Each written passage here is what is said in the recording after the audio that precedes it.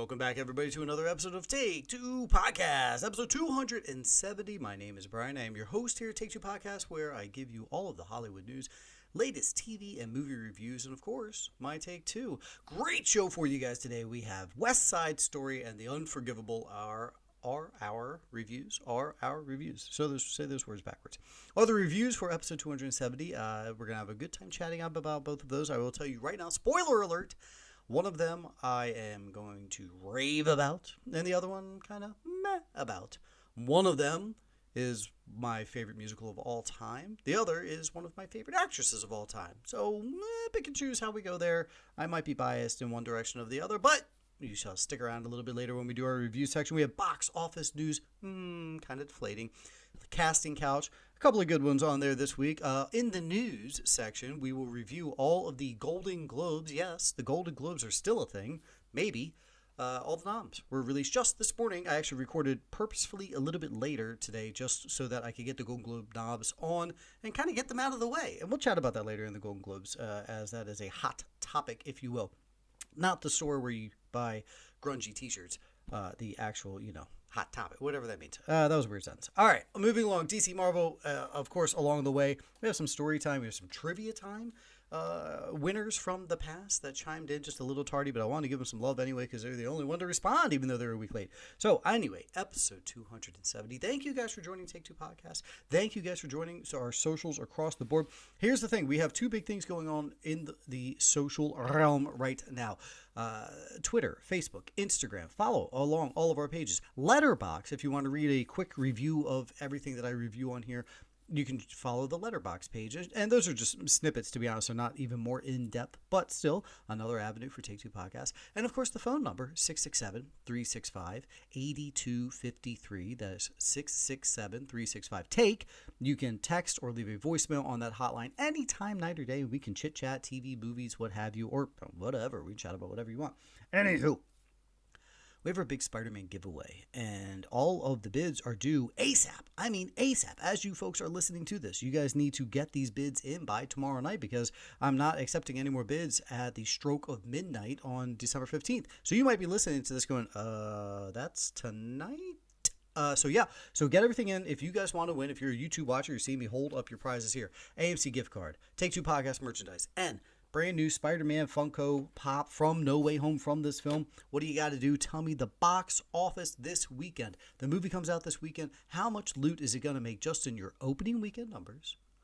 Domestically. That's always the numbers that have always been talked about here at Take Two Podcast. Just your opening weekend domestic box office numbers. Let us know what you think it's going to make. 50 million? 100 million? A bazillion dollars? You tell me. And whomever is the closest, without going over Bob Barker rules, just in case we get a bunch of bids in here. And I will tell you folks, we already do have some entries on the board, so hurry up, get them in. You will easily just win. That's all you gotta do. Text. You can text me. You can text me direct if you have my real life phone number, or you can text the show, leave a voicemail, or comment below, or slide into my DMs. Box office numbers for No Way Home. The other thing we have is 2022 by 2022. What the crap does that mean? I looked at the numbers the other day, and it's lovely to have followers. I love having you guys listeners, and we look at download numbers every now and then just for fun. Honestly, this show is more about just chit-chatting TV and movies with you guys. The more the merrier, right? And I was like, oh man, we're like 1,840 followers on Twitter. I hadn't noticed in a minute. And I thought, it'd be kind of cool is if we could get up to 2,022 followers by New Year's Day. Little under a month to gain 170 followers-ish. Ambitious. Massively ambitious. But I thought, let's put it out there. Put the word out there, and we've already gained a bunch. So, folks, if you don't follow us on Twitter and you'd like to follow the show, I say us. That's because this is a community thing here. If you don't follow the show on Twitter, please do. Because I'm trying to get up to 2022 by 2022 for the simple reason of that would be a fun little nuance to say, hey, we had 2022 followers on December 1st, 2022. Nerd alert. Anyway, follow us on Twitter. Follow all of our stuff, Facebook, Instagram, so that, we can chit-chat TV movies as much as possible. All right, before we get rocking into the show, I do want to announce a Trivia Time winner. A couple of episodes ago, we did the Trivia Time winner. And it was the easiest trivia time of all time. It was Meg Ryan from When Harry Met Sally doing her impression of an orgasm, and then you have Rob Reiner's wife. Excuse me. Nope. Sorry, Rob. Mother was sitting in there, and she's the one that I'll have what she's having deliver the line. So that was the trivia time that we got for that week. Nobody responded. Now, I spoke with Craig, who's a frequent winner of the trivia time on the side, and he was like, this one's too easy. Maybe I'll kind of just like bow out on this one and see if someone else chimes in. Nobody did until Katz, big man. He is our by far second most trivia time winner.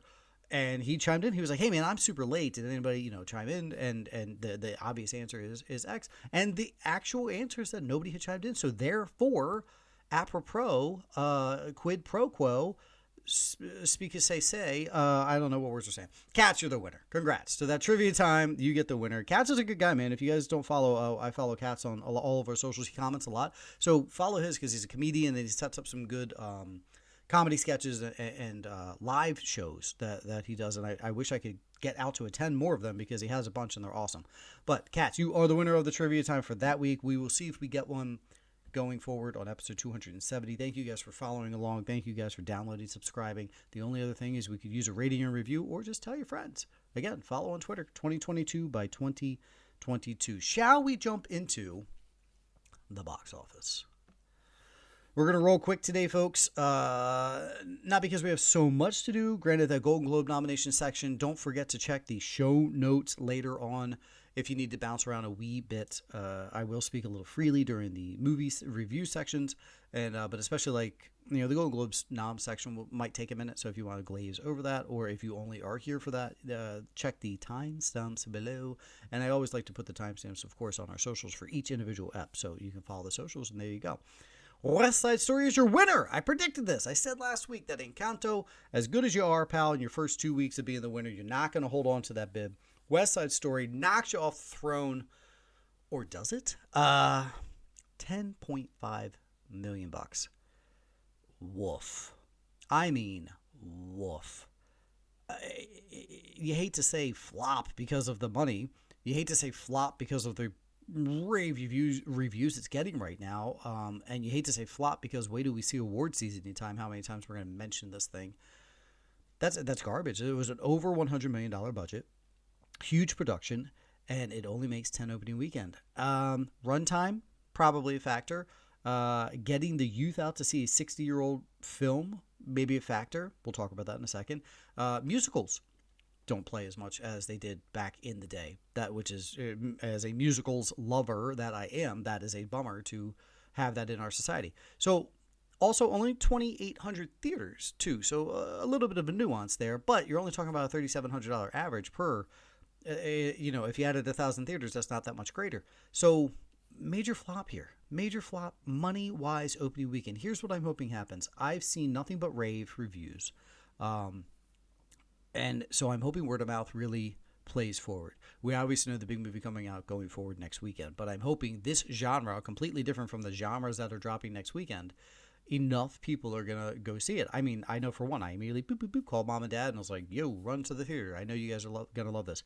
For those thinking, this isn't my age bracket. This is for older folks. I promise you. And I will talk about this more in my review. It is for your age bracket. You'll be okay with it. And it's just a factor of also it's a musical. It's a 2.5 hour long musical. So I can understand where people are like, I'm going to pass on that. Also, on the East Coast this weekend, it was nice out.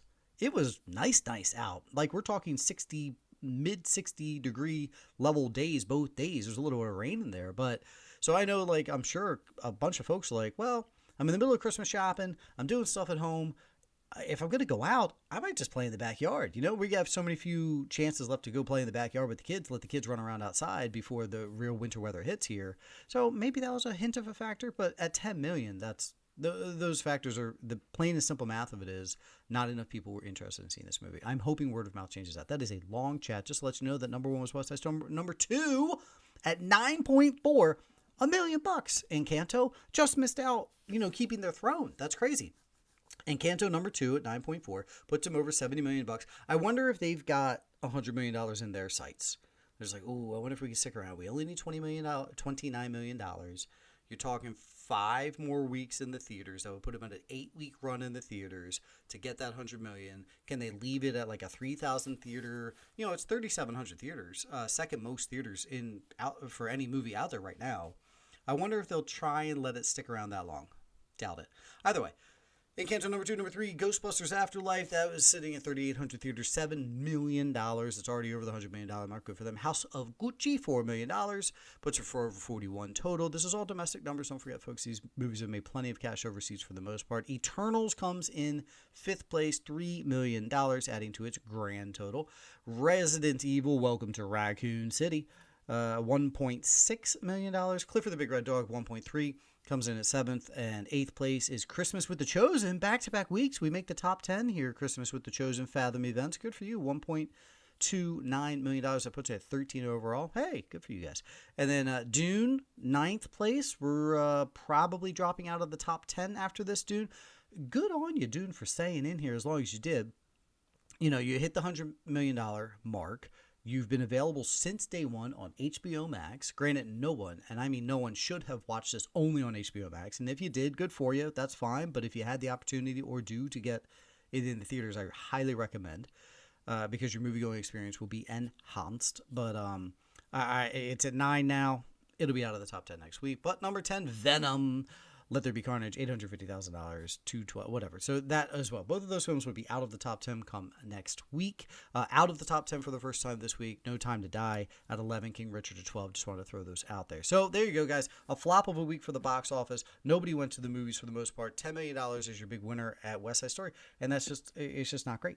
Bottom line. And that's disappointing because, and I mean, I'm giving away here my thoughts on West Side Story by telling you how disappointed I am in how much money it did not make. Wowzers. All right, let's move along, shall we? That's done with the box office. I predict that next week we will have a new box office winner. West Side Story will not repeat as champion. I have a feeling that Spider-Man will take that crown and defeat it. Wouldn't that be wild? Wouldn't that be wild? If Spider-Man comes in, it drops $180 million, but word of mouth for West Side Story was so great that it comes in at like $181. And people are like, what? You had your chance to see it. Why did you go see it? That's just not going to be a thing either way. Congrats, question mark, to Steven Spielberg and West Side Story. Let's move along to, we're done with the box office. We're done with the trivia. You know what else we have to do? Our poll results. Speaking of old Steve Spielberg, I said, and I wanted this to be the most comment below poll we've ever done, okay? And we came close. We may have gotten it. You know, we only got 24 votes on Twitter. And then we got a litany of comment belows. We did not get 24 of them, or 25 of them is what we needed. But it was close. Almost the most commented below segment here for our show, which would have been awesome. Awesome. I said, what is your favorite Spielberg film? Right? Very, very grandiose thing. 32 films to choose from. What is your favorite Steve Spielberg film? And this is completely up to you guys. I really expected the comment below section to the point where the 3 choices, I put comment below as a choice on Twitter and then 3 other choices. And I put 3 of his lesser liked or received films, in my opinion, just in the Pantheon. Terminal, Sugarland Express in 1941. I know not a lot of people love Terminal. I actually kind of did, to be honest. Sugarland Express, it's an older film. Not his best, not bad. In 1941, I believe, I should have looked this up, is his lowest rated Rotten Tomato IMDb for people who adhere to those things. Film. I would agree with that. That movie is not great. Here we go, though. Sugarland Express, 4% of the voting. The Terminal, 25% of the voting. 1941, 29% of the voting. So it comes in second place. Technically, it comes in first place of the 3 actual film options that we put out there. So good for you, 1941. Rock and roll. And then the comment below section actually got 42% of the votes. Of those votes, here we go. On Twitter, Paul Seguin, frequent commenter. Paul, what up, dude? Says E.T. Shy, Pancake for Table, host over at Friday Night Movie Pod. He says, Raiders / Last Crusade tied for that 1 seed. Number 2, Jaws. Number 3, Catch Me If You Can. And then had some very nice things to say about Spielberg in general. So I asked for 1. Shy gave me 4. Rock and roll. That's how great of a director Steven Spielberg is, and rock and roll, that's how awesome of a person Shy is. Sure, it'll be grand, said Jurassic Park #1. Invasion of a Remake says Raiders, and that was Sam from Invasion of the Remake, says Raiders will always be his favorite. Steve from Everything I Learned from Movies, Jurassic Park. Podcast Headquarters chimes in with E.T. Disc Dump Podcast says Munich. Munich got a little bit of love there. The Spy Hard Podcast says Bridge of Spies. Very on brand for them. I am proud of them for staying true to who they are. But the kicker is there, Bridge of Spies, phenomenal film. So it's well worth that vote, regardless of who they are. The Film Rage folks wanted to stir things up, first of all. They did vote for Jaws. But they commented, wait, Guillermo del Toro's movie doesn't come out until next month. Hinting at the fact, in the Twitter, I wrote greatest director of all time, Steven Spielberg. What's your favorite film of his? So they're jabbing back that Guillermo's the greatest of all time. You funny guys there.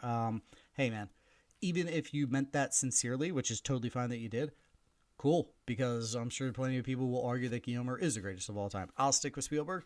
There's folks out there that'll, argue Ryan Coogler and Chris Nolan and not be wrong, because art is subjective, and that is what is beautiful about all these discussions. Instagram, Kat, what's up, buddy? Mentioning again, he said, I wonder how many folks will mention AI. Now, AI is not a bad choice. I think it will rank low on many of folks' choices, but Kat's, if legit AI is your favorite, rock on. Craig mentions, I love me some Catchy If We Can, and I love me some Hook. Where's the hook? But he says Jaws is my #1. Gotta stick with the old Jaws. Over on Facebook, we actually got 2 commenters. Troy Ziegler puts the gif of Jurassic Park, and Chris Brayton puts the gif of Indiana Jones Raiders of the Lost Ark. So, do we have a winner? At this point, Spielberg needs to make a movie called Comment Below, and that would be the winner. I think the winner is all of us, because because all of us get to enjoy Spielberg's work, and he is still at the top of his game, and that is what is a beautiful thing. So from there, we will segue straight up from Steve Spielberg in the poll to Steve Spielberg, the director for West Side Story. Here we go. I've said this before many times on the show, many moons ago. When we first heard that they're remaking West Side Story, when we have talked about favorite musicals and had episodes of favorite musicals of all time, West Side Story is by far my favorite. It always has been. I grew up on that movie. It is the film that made me want to get into musical theater in any capacity. That was a short-lived project because Brian's singing abilities are only pale in comparison to my dancing abilities. So I went into this with kid gloves. When we first heard Spielberg doing West Side Story, I was like, oh, right, ruined my childhood. But what kind of twist could Steve Spielberg put on this, right? Greatest director of all time. And I first trailer went out. We just got the whistle. Just got a little bit of the snap. That's all we got. And I was like, okay, you're bringing me back in the world and bringing me back in the West Side Story. B, on this, he casts Ansel Elgort. I know him. He brings back Rita Moreno. I know her. Why do I know her? From West Side Story. Then he throws in Rachel Ziegler. Who? Then he throws in David Alvarez. Yeah, I kind of know him. Then he throws in Ariana DeBose. I know that name. Point is, throws in some people whom you don't know. He does not load this thing up with big A-listers, okay? No disrespect to any of these folks that are in this movie, because after this movie, they will now be A-listers. Rounds out the cast with, Corey Stoll, Brian D.R.C. James. We know those guys. Okay, cool. And then Mike Feist throws him in there. Never heard of this dude. So now it's kind of like, what are we doing here, Steve? Why are we putting in no-namers? Well, here's the kicker about old Steve Spielberg. He's been around the block a time or two. He knew what he was doing the whole time. Second trailer drops. I'm more in. I'm like, all right, I'm getting in.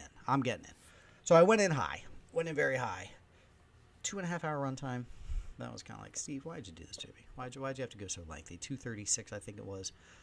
Anywho, after this movie is over, I'm going to skip straight to the end. Straight to the end here. After this film is over, texted mom and dad. Now, mom and dad are mad at me because I didn't invite them to go. Because, they introduced me to this movie. Sorry, I wound up taking my daughter. Just her and I went. Daughter had never seen the original, by the way. And how was it? How did it go? And I said, I'm going to say something right now that might upset you. Ooh, what happened? I said, I think I like it better than the first one. Favorite of all time, right? Top 3 movie of all time for me. And my mother says, blasphemy! And she gets angry. Her Irish starts coming out. Grows bright red. Even though we're on the phone, I could tell. She was like, you can't say that. And I was like, I just did, man. I said what I said.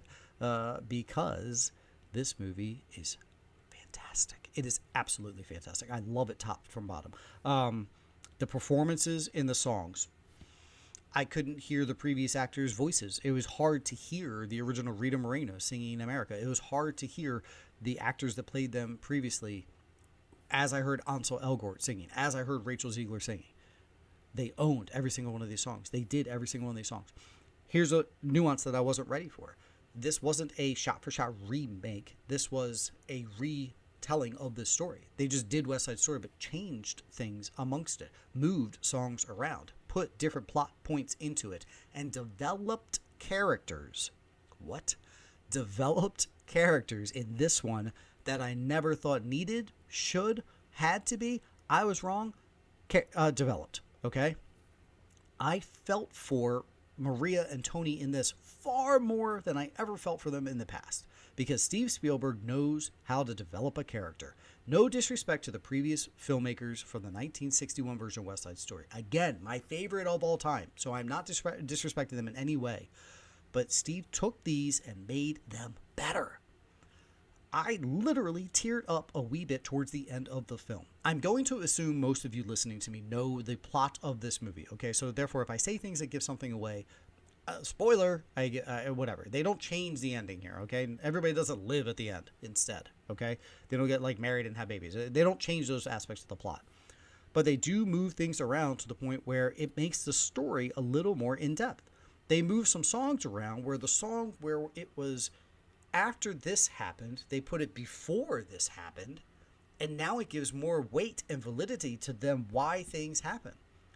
It gives more strength to why there was a rumble when Tony begged Riff not to have it, including a song and dance number begging him not to do it, when said song and dance number was after said rumble beforehand. Making it, hey, everybody just chill out. This is totally different. This is everybody just chill out with us. Stay cool, boy. Okay, I was really trying not to sing and dance, okay, because it's West Side Story. So I was saying to myself, for this review, Brian, do not just sit there and tonight. No. I would do my best. Do my best. I will say this too. I did my best in the theater to not sing along while the theater in the actual as they were going. I mouthed a couple of them. Was mouthing a couple. I like to be in America. I was mouth and my daughter did give a couple of notes like, Dad, knock it off, man. So, top to bottom, I love this thing so much more. I'm not joking. In the end, I literally teared up because the characters were developed. Chino. They developed Chino into a character that I cared for and actually felt for why he was being done dirty here. I felt bad for the guy. I didn't give a hoot about Chino in the first one. This one, I'm like, oh my God, this poor man. I actually felt for Chino. Who's ever cared for Chino? Nobody, including Maria. Now everybody's like, oh, poor Chino. This guy. Poor guy. All right, I went in thinking, Ansel Elgort, Baby Driver dude, Fault in Their Stars. I don't want to see him as Tony. Yes, I do want to see him as Tony. He was fantastic. And I'll tell you guys this. I figured stuff out as a dad. My daughter is madly in love with Tom Holland to a creepy level, okay? Loves Tom Holland to no degree. Afterwards, I'm finding out Tom might be taking a back seat. That freaking Ansel Elgort might be replacing the Tom Holland. And my daughter's, 13-year-old crushed What? That's how good this dude was. And I was way wrong on that casting. Because he's fantastic. Okay, we're ranting and raving here instead of giving you like a professional review. Professional movie review. Okay. Ansel Elgort does a fantastic job as Tony. Ariana DeBose, hello, supporting actress nomination coming her way for Anita. Oh, my glory be. And to credit Ariana, you're in the movie with the character. You're in the movie with Rita Moreno. You have a scene with Rita Moreno, and you are playing the character that Rita Moreno created and dominated. From 1961 till now. You think Rita Moreno, you think West Side Story. You think West Side Story, you think Rita Moreno. And now Ariana DeBose is in this, playing her, and does it better? Question mark? Okay. Does a phenomenal job. Phenomenal job. Absolutely fantastic. The rest of the cast, Mike Faced, might be Fast. I'm pretty sure it's Faced. I mean, First of all, his New York accent, I will say a little bit early on, the New York accent almost takes you out. It's almost too strong. Who are you, friend or foe? Like, it's very, very 1950s. Like, if you went to an acting class to say, all right, everybody, give me your impression of a 1950s New York accent. Hey, I'm walking here. Give me a slice. Like, that's what it felt like Mike Face was doing at first. But as the film, it grows on you, like I guess New York accents do. It just kind of like grows on you as you go along. Fantastic job, right? David Alvarez as Bernardo. They gave Bernardo some depth. He wasn't just this dude to move to Puerto Rico. Why did he move from Puerto Rico? Why did he move from there? Because he's a boxer and he's trying to make his way in America as a boxer with this profession, and then he brings like, it's not just, they gave a why to things that in this that really developed. Okay, I have buried the lead. Rachel Ziegler is an effing star. Okay, Rachel Ziegler is a star. She's gonna be Snow White coming up. She's booked in a couple of other projects, and to go from nothing, okay, not her as a person, nothing, from IMDb credits to Maria to people won't even remember previous iterations of Maria because she is that good. You cannot take your eyes off of her on this screen the entire time. Her and Tony Elgort are going at it, song for song, note for note, and you cannot stop looking at her. I'm not saying that because she's easy on the eyeballs. I'm saying that because she owns your big screen. It is just glorious. And I mean, goosebumps, turned on in just a passion for watching this performance. She is so good. So good. I have her ranked number 1 for my best actress of the year right now. When we find out the nominations, I will then tell you whom I think should win. At this moment, I want her to win so badly. 20 years old. She owns this to the degree where I was like, let me get a West Side Story Part 2. I mean, everybody's dead, but whatever. What's Maria up to these days? Because I want to see a continuation of Rachel Ziegler playing Maria. All right. Guys, go run and see this film. I'm ranting and raving. I'm not giving you the X's and the Y's for a normal review. I'm just telling you that I'm madly in love with this film. It is ranking very high. I did not think I would like this movie because of a ruin my childhood mindset, right? That silliness that we do, but we're warranted in that. And there's validity in why I don't want my childhood ruined in things that I grew up in loving, but they did it right. And Steve Spielberg, I bow to you. If there was ever a question of you not being the greatest director of all time, goodbye, out the window, because you did a fantastic job here. Depth to the characters, depth to the social commentary on this, right? It doesn't go nuts here, but the beauty of this, and my daughter and I got to have a great father-daughter convo about this. What was this story about? Identical people, Puerto Ricans, Americans. These are the same people. They're having the same conflicts. They don't realize that they are the same. We're all the same, but because that guy's skin color is different, because that guy grew up on that side of the block, I now hate you. Right? Does this not speak to today by itself? A film from then, and Spielberg even puts it in the 50s, but still says, hey, folks, this is still happening today. Y'all are the same people, but you hate each other just because of that dude's skin color. That lady's job. And you hate her for that. Oh, my God, it's so great. It does, I'll be honest, it doesn't make police officers look great. It gives them a little bit of penance in the end, but it's kind of like, all right, you could have done the cops good to a little degree, Not all cops are jerks. Some of them are okay. Lots of them are okay. My official stance, lots of cops are okay. There's my official stance in real life. And then, it does hammer home a little more of the tomboy, the girl that plays the tomboy that wants to join the Jets. In this one, she's more than a tomboy. She, there's a whole literal line where she says, I don't identify as a woman. I'm a boy. I identify as a boy.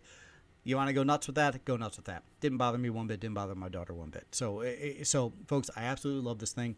Expect nominations out of this. Picture, actress, supporting actress, maybe actor, cinematography, director, you name it. We're going to be up and down across the board.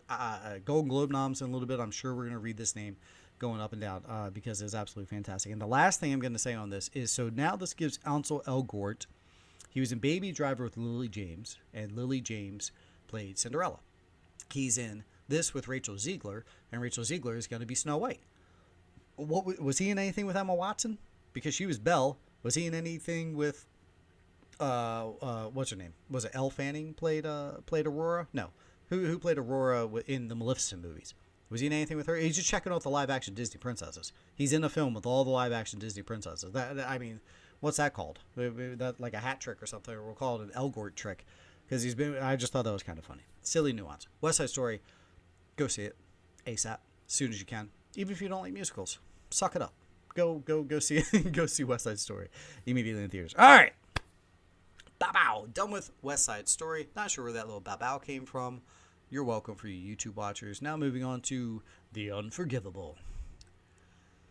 Sandy Bullock, one of my all-time faves. Huge crush when I was a young Ute, and so I've always loved the old Sandy. Viola Davis, current fave.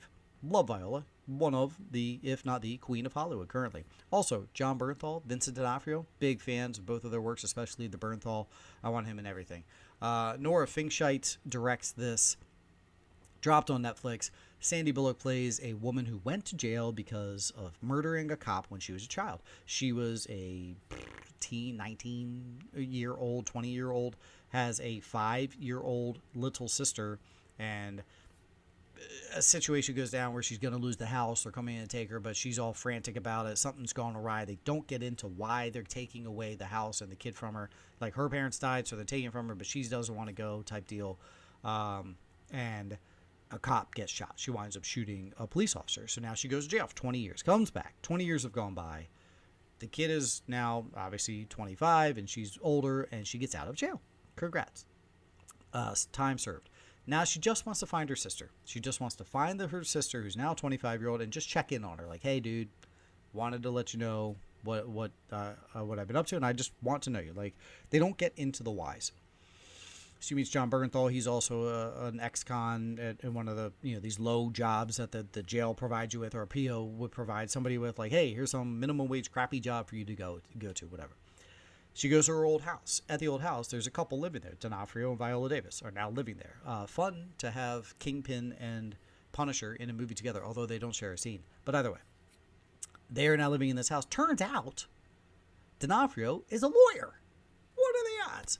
So Bullock and D'Onofrio, their characters chat. He's a lawyer. Maybe I can help you out. And it's just not going great. At the same time she's out, that cop's kids, they're now 20 years older. They're not great individuals, but they're like, let's get her. We got to get her. These brothers, we're going to take her down and take her out.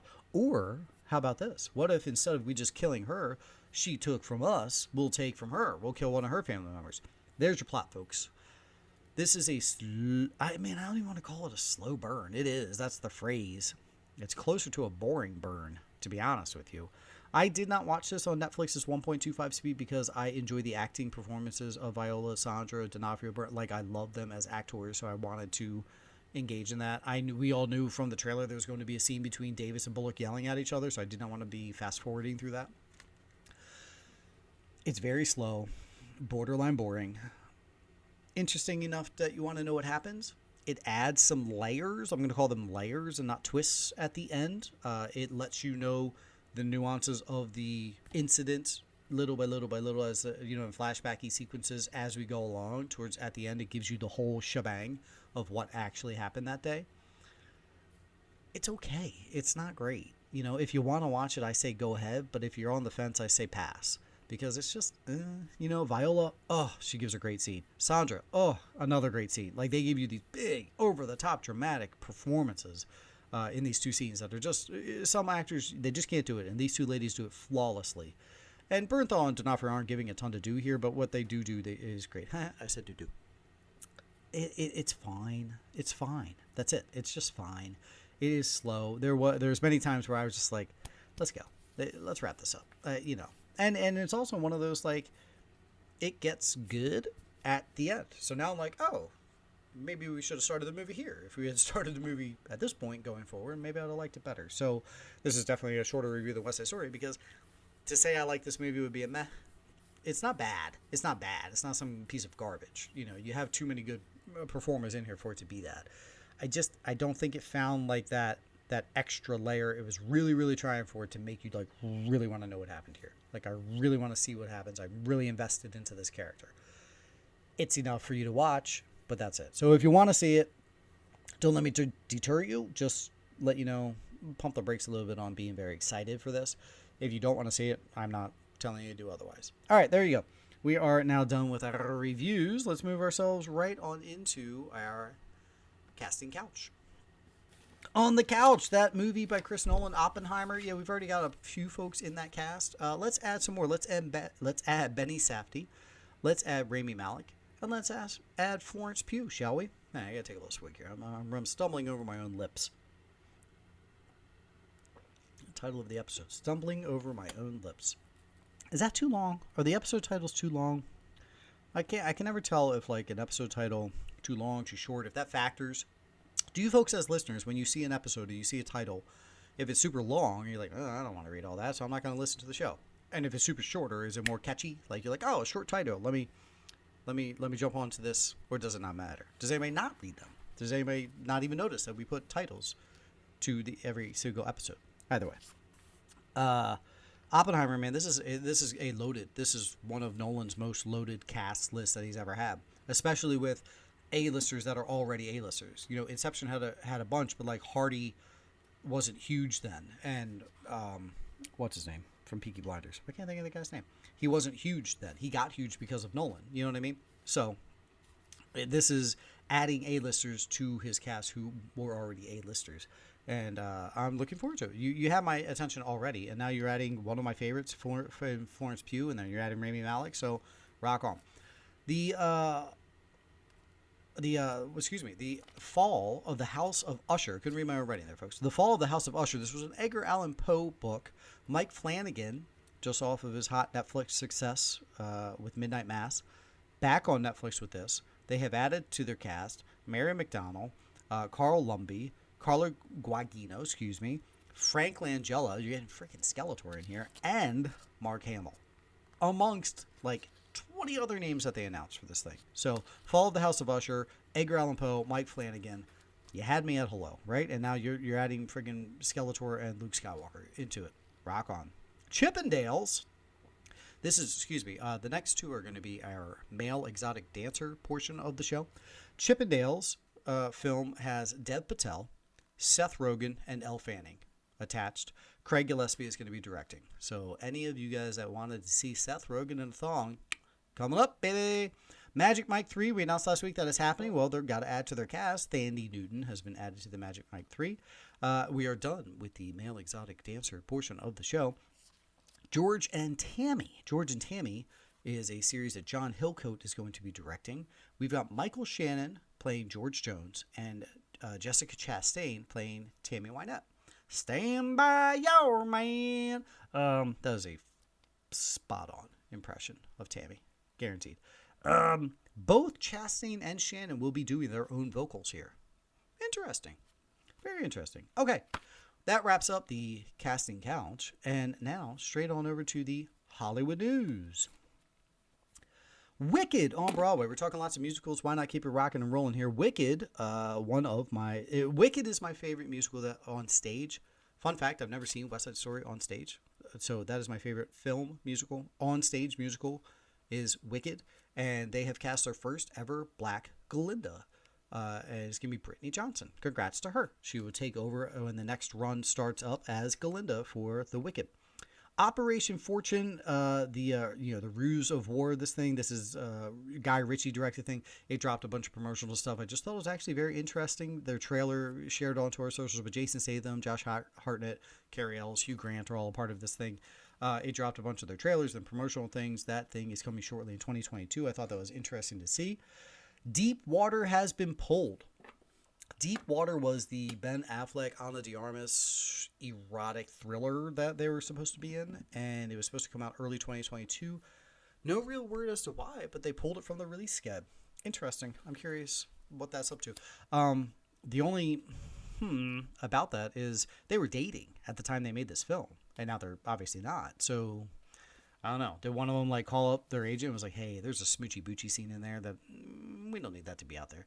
Which would be weird because they're acting, so who cares? Or maybe they weren't acting in that scene and it would be too real for them. That's overthinking it. That's very TMZ overthinking it. Either way, it's been pulled. So if anybody out there is really looking forward to that Deep Water film, sorry, you're at.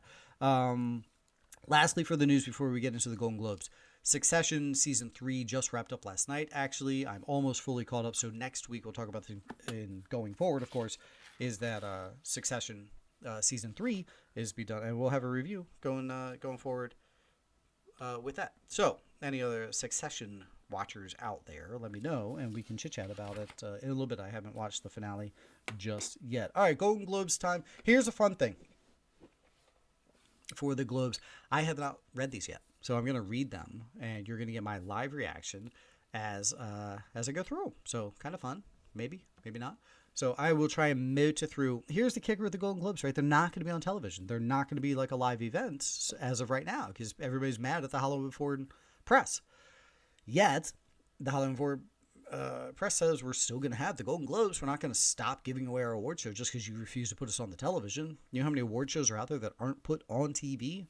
All, except for like 3. So the Globes must go on. I would love to see them change some of the Neanderthal policies so that we can get them back on TV because it usually was a fun show to watch. It was a more laid back show to watch, and some people enjoy watching it more than the Oscars. Not me, but I can see those people that make that argument.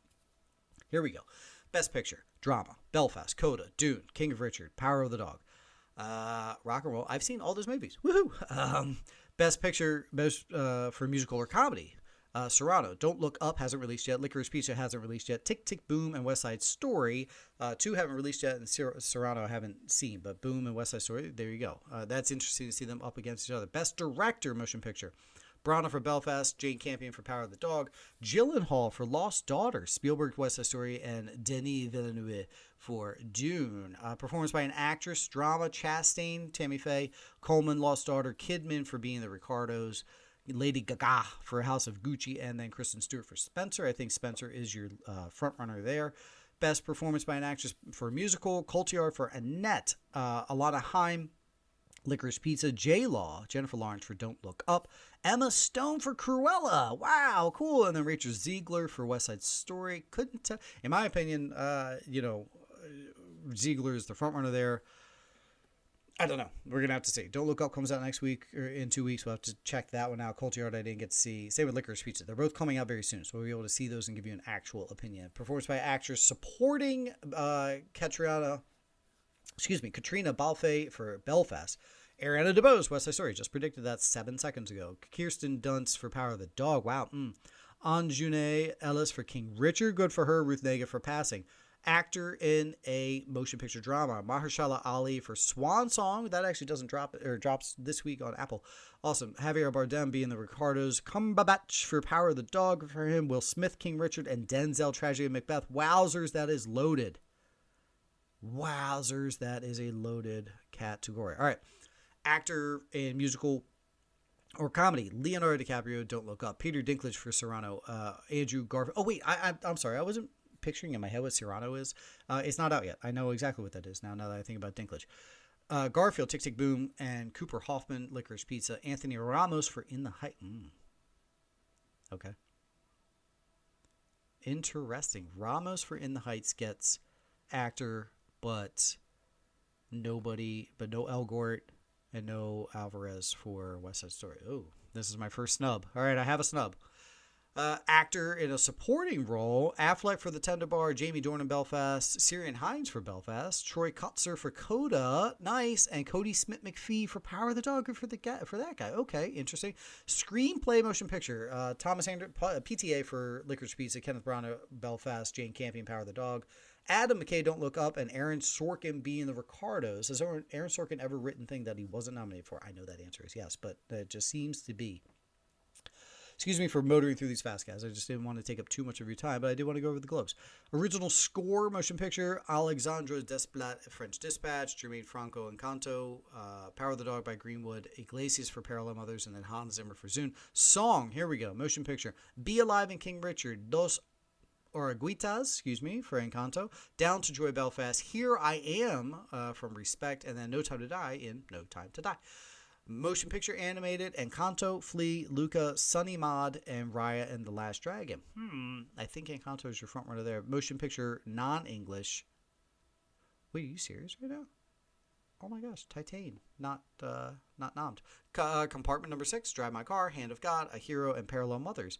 All right, TV drama, Lupin, Morning Show, Pose, Squid Game, Succession, TV series, musical, or comedy, The Great, Hacks, not The Great Hacks, two different things. The Great, Hacks, Only Murders in the Building, woohoo, Reservoir Dogs, Reservation Dogs, totally different show.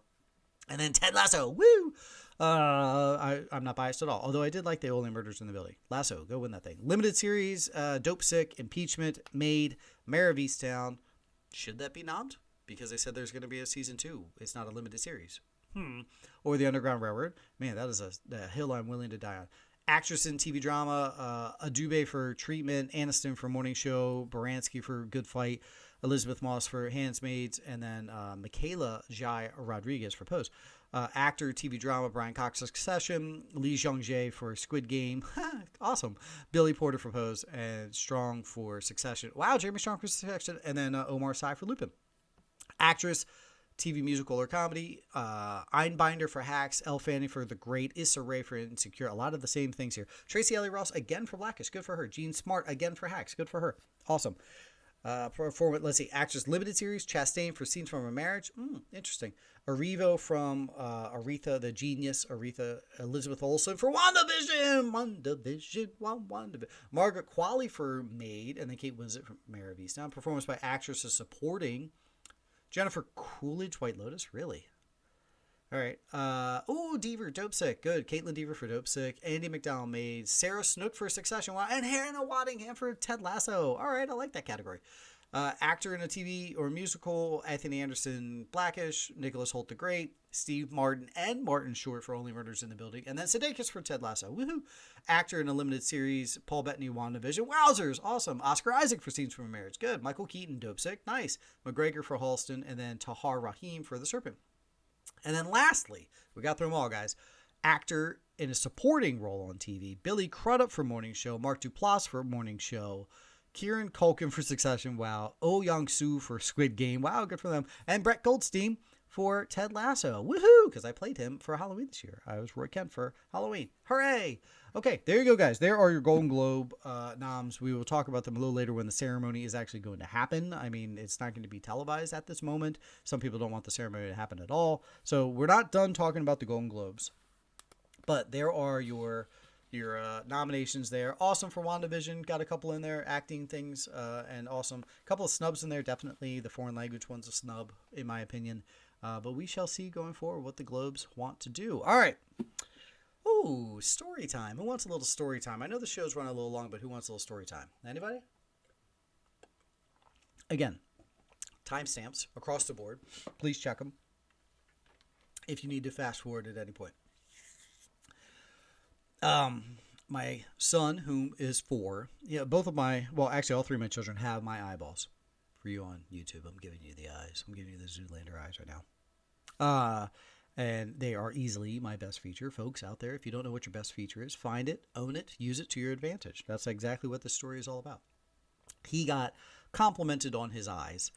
And blue eyes get them quite often, as you folks know. So he got complimented on his eyes. He got a little sheepish or whatever. And I was telling him, I was like, hey, man, you got to learn to own those. You got to learn to own, your best feature. You got to own your best feature. And if it's your eyeballs, own those bad boys. And it brought me back. I told the wife a story. The first time I realized the power of having seductive, sexual, sensual eyes that I do. Giggle as you may, folks. But anywho, I'm in the mall. I'm 14-ish, okay, walking around with some buds back in the mall. And as we're walking down one sector of the mall, a couple of really, smoke shows of girls walking towards us. And they're 16. And as you folks know, if you're 14 and a 16-year-old talking to you, that's a big deal. That's a huge to-do. Either way, real cute girl is walking towards, and she just says, hey, I like your eyes. Like, real flirty, and we're walking opposite directions. And as I walk by, I was like, oh, why, thank you. And just kept on walking. And my buddies were like, what? It's like, buddy, what are you doing? And I was like, what? She likes my, oh. And then it was like in that instant click moment. Of course, turn around, and there's no chance I can be like, goodbye, my love. Like, come back. Why are you running away? It was over from that. But that was the first point that I realized, oh, okay, these might get me in trouble as they have. But I was trying to explain to myself, hey man, you gotta own what you got. Text me 667-365-8253. What is your best bodily feature? That's a fun sentence that I just said. Shall we do our DC discussion? Not a lot here. Currently, The Rock is all over socials right now, as he usually is. And he says, be ready because the Black Adam is about to disrupt things in the DCEU. Guess who backed him up? His director and some producers involved in the Black Adam film. They're like, oh yeah, it's going to mess some things up. So get ready for Black Adam to come in and really change things up for the DCEU. What does that mean? Who knows? But I enjoy it especially because The Rock again doubles down. This is like the 5th time he's doubled down, so it's 10 down. Either way. And says, listen, the fight between Black Adam and Superman is happening. It's gotta happen. And that makes sense because the only people power enough to stop Black Adam would be Shazam or Superman, right? So you're gonna have to bring him in there at some point. But he again pushed it, stoking those flames for Superman to return, Cameron Cavill, blah blah. Last thing for DCU is the Batman apparently has 2 cuts, 2 endings, so that nobody knows until they actually show up in the theater which one's going to happen. A couple of the actors were like, yeah, we had to film it different ways.